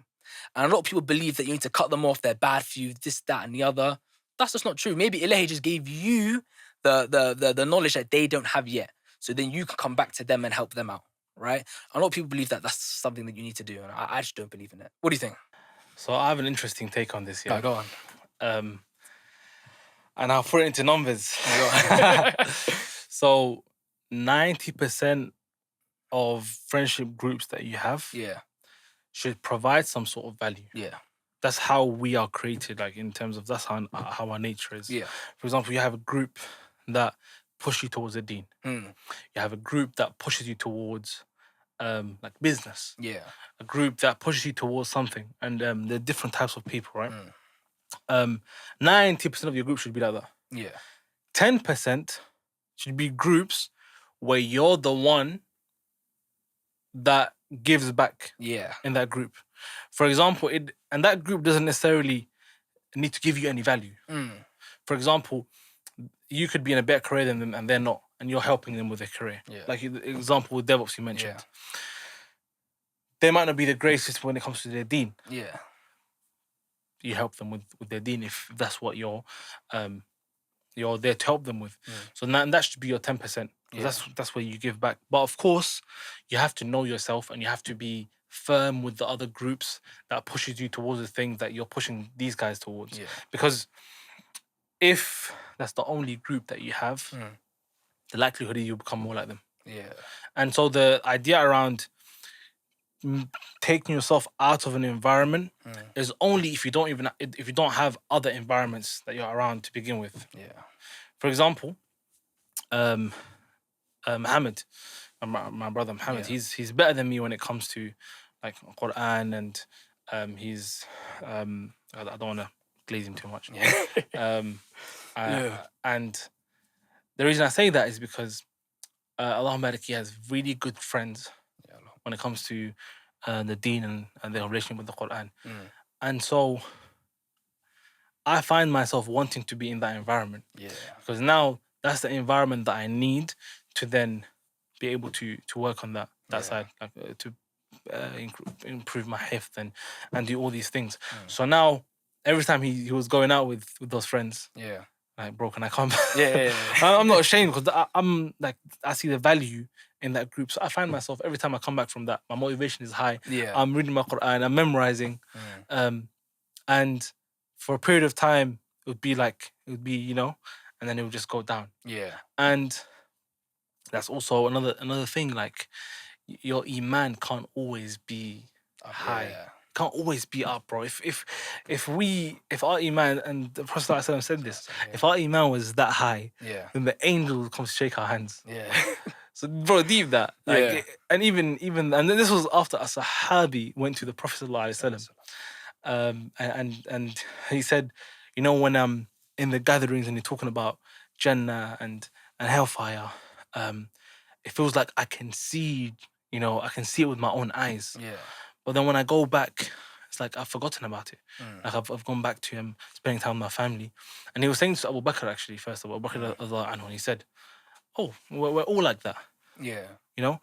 And so when they went to the Prophet ﷺ, that's when he said, if your iman was always, you know, at those high levels, angels will shake your hand. So it's important to constantly put yourself in environments where your iman is there to increase, or put yourself in environments where 90% of the time you're benefiting. There's value, but 10% of the time give back, and that's why I say when I like to put it into numbers. What do you think of that take? Nah, serious. Wallahi. Nah, serious. Bro, even saying that, like, you and your system. Yeah. Bro. Nah, but people need to understand. Again, go remember, no, like, from this podcast, there may be people that be like, all right, cool, let me audit and now try and systemize my life as well. Yeah. And for them, imagine them being able to take that and what that can change within, again, once you compound it over time, a month, 3 months, 6 months, a year, bro, their life will be completely different. Do you get it? So I think, well, I do agree with that. I do agree with that.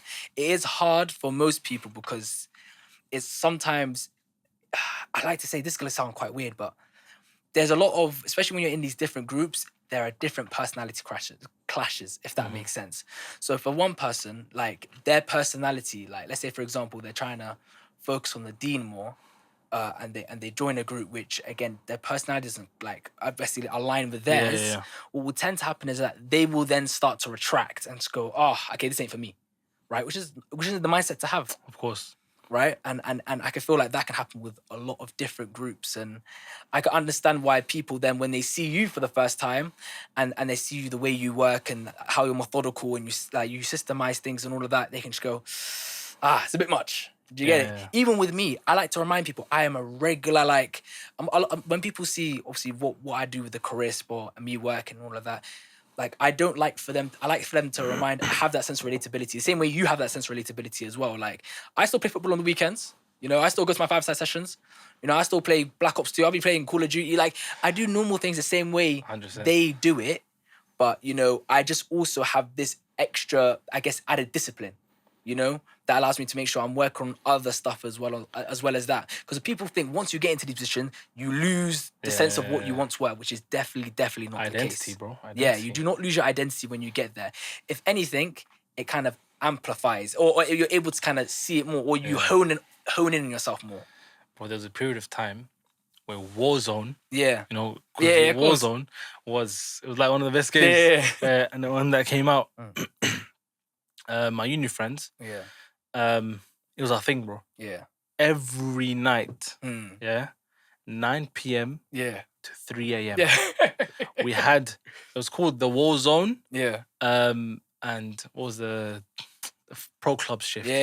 Oh my. FIFA Pro Clubs, and then straight after it was Warzone. And it was just like we had a quad. We were, bro, it was proper. It was teamwork. We had a plan. All right,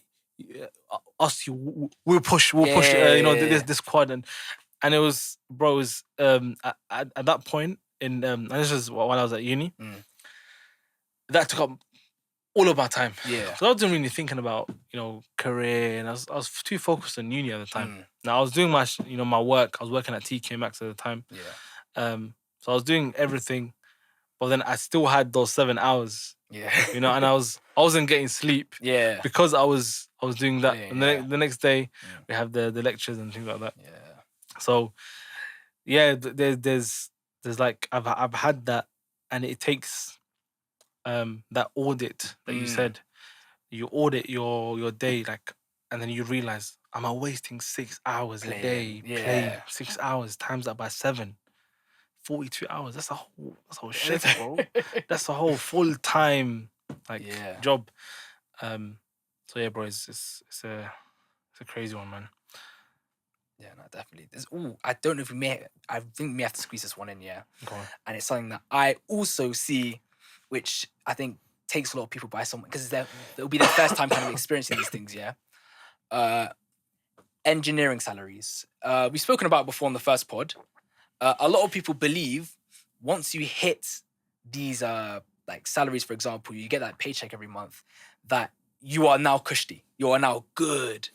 And one thing that I've learned and one thing that I've noticed, I think I've never heard it spoken about before, money itself exposes it, or it just amplifies how you were before, if that makes sense. If you don't have the right systems or changes in place. For example, one thing about me, I'm not that good with money. Like I'll happily say it now because it's now improved since I got my first since my first salaries. Yeah.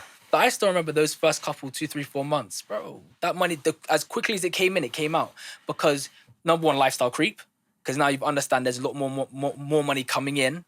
There's now a lot more place for me to spend it. There's a lot more. Let's say, for example, even speaking about stuff like pensions and ways to invest, I like to say it isn't spoken about enough, or it hasn't got to the point where it's something that's foundational within every single conversation that you have. So you wouldn't really know what to do in that sense as well. So I think one thing, I don't know if it maybe was similar with you, but for me especially, I remember when I first got these salaries and for maybe like 4 or 5 months, it just exposed the areas of my life which weren't that much because I was in security, not making that much, right? Where now I'm understanding stuff like money management. I understand, all right, cool, when a paycheck comes in, don't be thinking about the next materialistic item you're going to buy, how much you're going to put away, how much you're going to save, how much you're going to invest. And it's something that, again, it gets into, like, I guess the realm of, a lot of people procrastinate because they think, oh, some things are haram to do, some things are halal to do. Let me just put it in my bank account and just wait. But that in of itself, if you have the discipline to do it, of course, over time it compounds, but it can low-key ruin you, because as quickly as it's coming in, it's coming out. I don't know, how was it for you, especially the first salaries? All right, so you're going to laugh.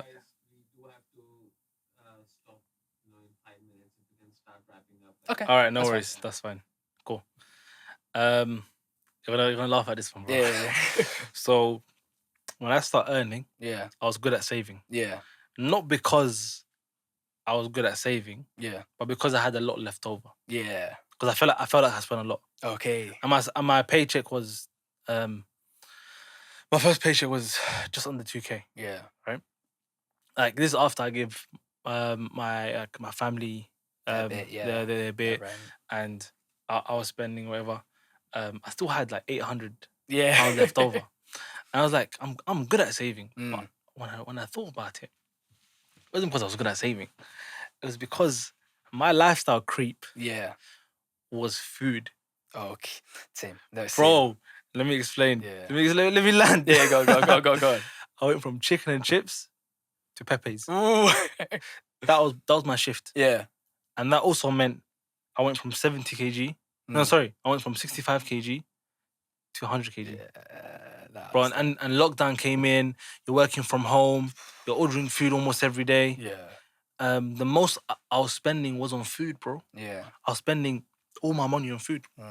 And for me, coming from a background where like the best food we had was chicken and chips. Yeah. And maybe that £1 pizza, and if you buy 5, you get 1 for free. Yeah. Coming from that, now I'm getting a salary that I can spend on this, and I'll still save. And it wasn't because I was good at saving, just because what else am I going to spend on? I wasn't the kind of guy that was buying shoes. Yeah. I didn't have the money to buy shoes. I wasn't really thinking of that. I was happy with the shoes I wore. Yeah. Like, every time I got shoes, even till now, bro. Yeah. I get it as a gift. Yeah. Like, it's so easy to gift me. Yeah. buy me shoes, bro. Yeah. Or maybe a new bag. Like, these things make me happy. Yeah. But I don't think about it myself. I don't think about these things because it was something I never had to think about. Yeah. Like, I was never worried about what shoes I was wearing. Yeah. Okay. But yeah, that's what it was for me. No. it's weird because with security again, quickly. I know we've got 2 minutes left. With the security money that I was getting, it was able to, I'd say, fund my necessities. I was able to buy clothes if I wanted to. I could get takeaway. But see, for me, I was thinking about it even recently. I'm spending two takeaways in one shift, right? Get one at the start, one near the end. That's about £10-15 each. £30 a day. Like working 4 days, 30 times 4, 120 a week. 120 a week times, you just see where the money's coming out. Then also you've got to give money to your parents. And also now you want to buy clothes. And also you just see the money go. But you're so used to it, you're thinking, when I get my DevOps salary, the same thing's going to happen. I'm just going to be able to save it because there's more. No. Because now you understand you're going from takeaways now to I can now go to restaurants. And then you're spending a little bit more. You understand, all right, cool. When I'm going to a court with a man them, now I'll just cover it. Because now I work more. I've got more money. But yeah. So you can see the lifestyle slowly creep. And then you move out. And then rent comes in. Yeah. Bro, you know this whole engineering salary thing is really not enough. Yeah. It's not enough because, number one, you're getting that engineering salary at an age where you still live at your parents' house. Yeah. So now your lifestyle is dependent around how you spend it while you're at your parents' house. Yeah. So your lifestyle creep is coming in before rent comes in. Yeah. So and rent hasn't kicked in and you're already blowing your paycheck. It's deep, literally. Bro, 3K isn't enough. 4K is you're already spending 4K when you're not paying rent. Is mind blowing. It's like, all right, now what's next?